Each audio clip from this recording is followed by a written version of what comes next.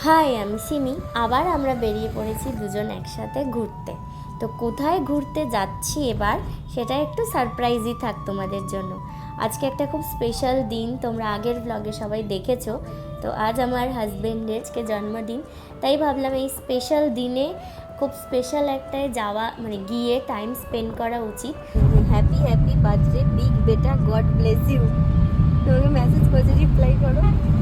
তো সেজন্য সব কিছু প্ল্যান করে বেরিয়ে পড়লাম, স্প্ল্যানেট পৌঁছে গেলাম।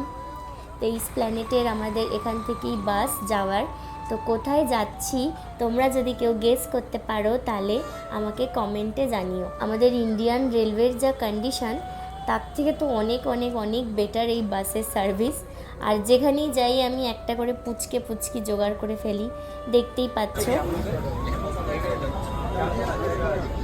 চা এনজয় করে আমাদের টাইম হয়ে গেছে বাস ছাড়ার।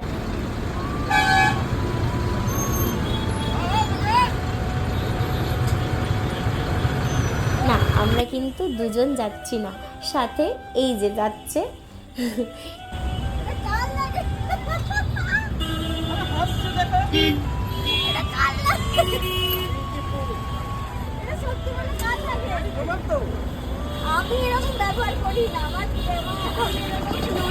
ট্রেনের এই একটা জিনিস খুব ভালো, খিদে পেলে অনেক অপশান থাকে, অনেক হকার্স ওঠে, টুকটাক খাওয়া যায়। বাট বাসে তো সেরম ব্যবস্থা নেই খাওয়া দাওয়ার।